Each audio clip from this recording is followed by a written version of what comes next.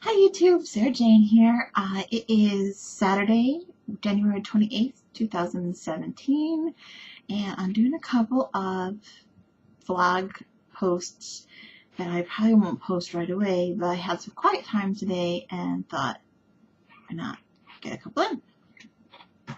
So today's topic is things that I am looking forward to after surgery.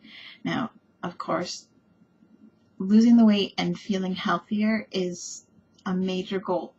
It's the big reason to do this. However, there are lots of little goals, little things, little triumphs that I look forward to along the way, and I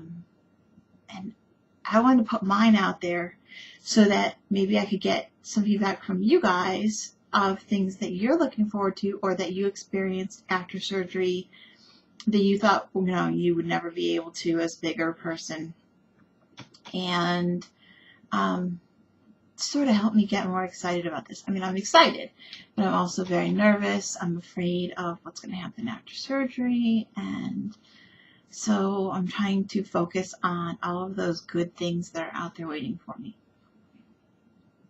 I did a blog post on this as well on my blog, losingoneme.wordpress.com, and that's out there with a few more details, but let's go through this list pretty quickly. Clothes. Number one.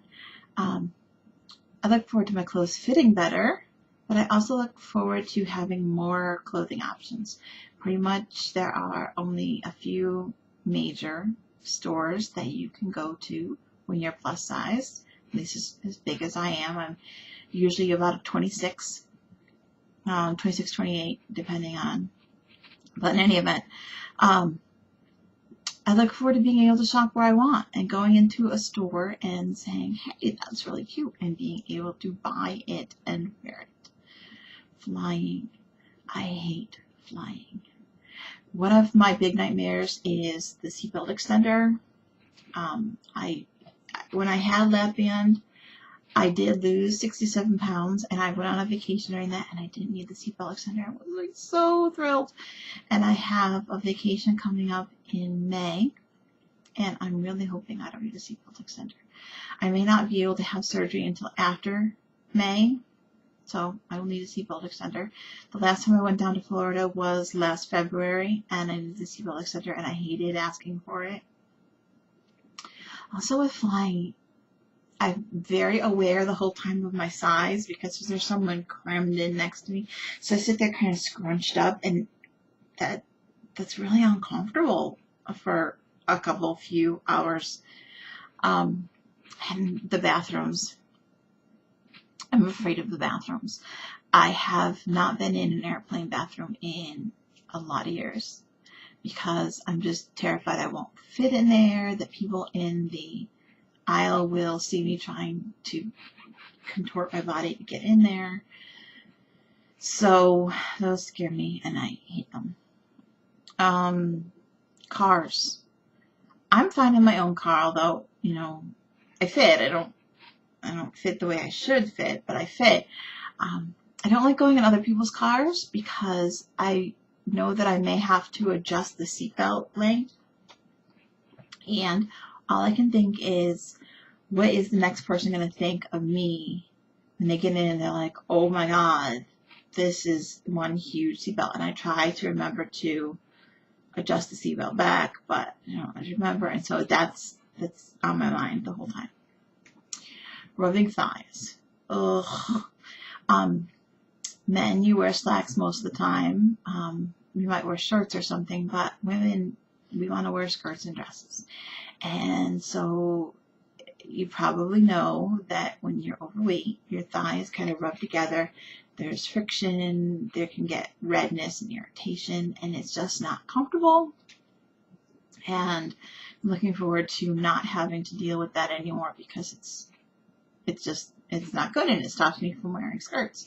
And there's so many cute dresses I would love to be able to wear. Furniture.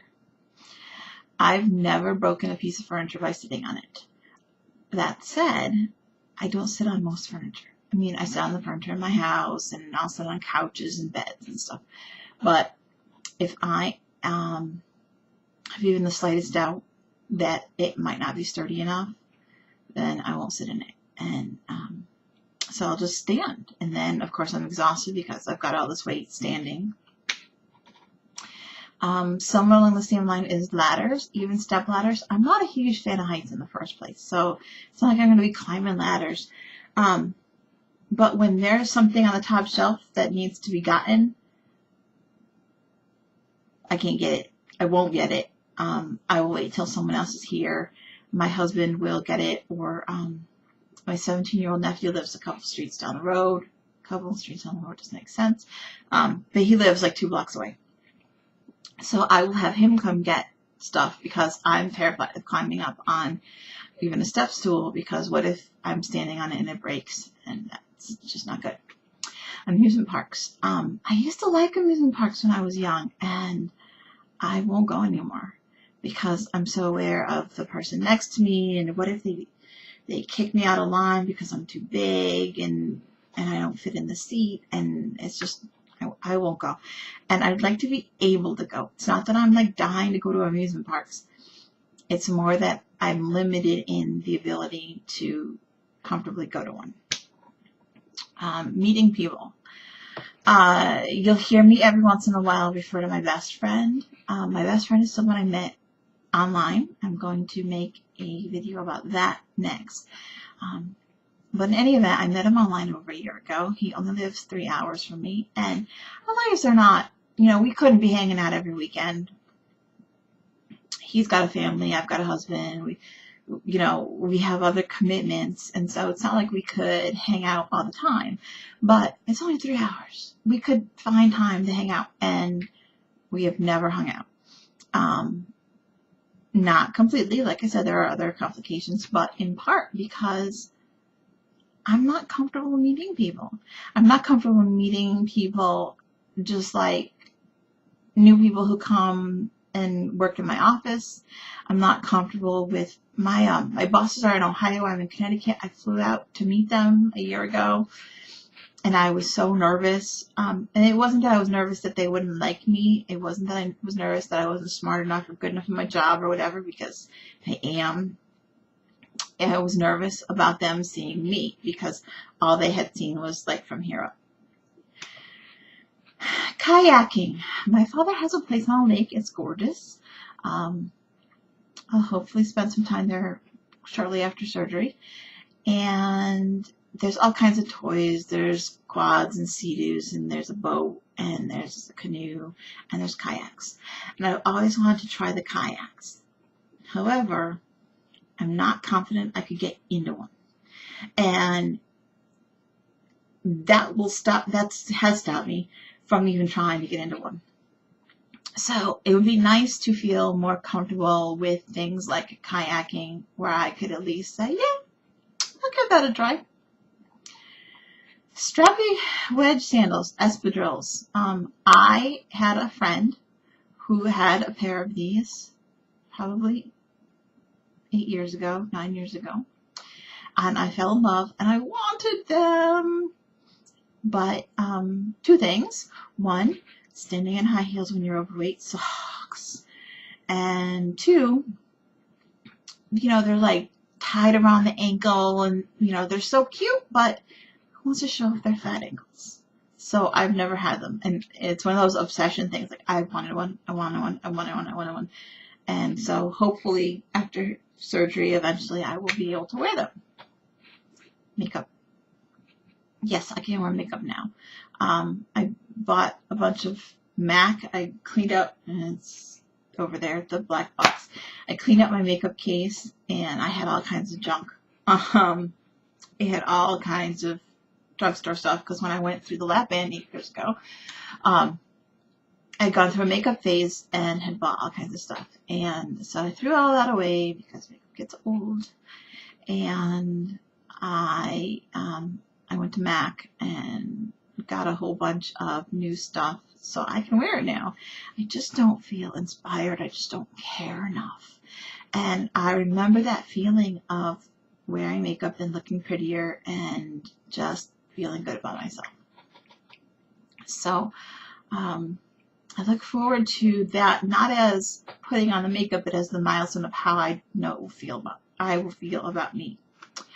Jewelry. If you are a plus size woman and you have ever tried to buy normal jewelry, I have like Alex and Ani bracelets and a Pandora bracelet that I love, but they're meant to kind of, move up and down your wrist, and they don't on me. I can get them on, but they're not right. They're clearly not right, and so I don't wear them. And so I look forward to being able to comfortably wear normal people jewelry. Okay, the next one is getting winded. And speaking of getting winded, I thought now would be a good time to take a little break. I sometimes get overexcited and talk too much, and I'm dealing with a sinus infection, and I'm on an inhaler and whatnot, and I figured it's time. In any event, getting winded is really easy. If I walk too much, if I dare to try to run, if I have to climb stairs, that can be a problem. I used to work on the 3rd floor of my building, and I was always scared that I would have a fire drill and have to climb those stairs. And I can make it up the stairs the whole way, and I don't want the whole building seeing that. Next one is knee-high boots. They're so cute, and I've never, ever, ever, ever been able to wear them. I live in New England, in Connecticut, and my coworkers wear them all the time, but I can't. I can't wear them. Even if I go to like Lane Bryant or something and try to get ones with bigger calves, then they just don't fit right. The boot is shaped like this, and it wants to fall down, and it's miserable. So I'm hoping to get knee-high boots. Work events. I do not go to work events. Sometimes I will go to my company's holiday party, which is different. But we have, in my office, we have a fairly small kitchen. It's not super tiny, but there are 3 tables in there with chairs that I won't sit on. And there's some vending machines, and there's counters in the kitchen and a refrigerator and all that stuff. And I will go in there when it's just me or one other person, but when there's a crowd in there, all I can think of is how much space I'm taking up. And I don't want to be the fat girl bumping into people, so I won't go in. And we have these events 3 or 4 times a year, and I have to make up excuses. Oh, I have to go to the pharmacy. Oh, I have to go run an errand, and I ditch out of there because I'm not going into those work events. Walking with friends. I cannot walk relatively long distances. I can walk, to and from my car. That's not a problem. But to go for a walk with friends is like, you want me to do what? I can't comfortably do it. I have 2 friends who are in my office. They walk pretty much every day. If it's not like super pouring or super snowy, they walk. And it's great exercise, and it's a time to socialize with these wonderful people, but I can't go. They invite me, I can't go because I know I won't be able to keep up. I will get winded. I might not be able to make it back. I will get a stitch in my side and not be able to work for the rest of the day. I can't do it. And so them and other people in my life, there aren't a lot of them, but I have a couple of friends who are like, yeah, let's go to the park. Let's go enjoy the weather. And I just can't do it. This one's kind of a stretch, but I want to learn to dance.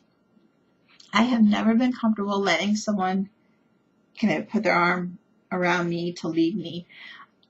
And I danced at my wedding reluctantly twice, once with my husband, once with my father.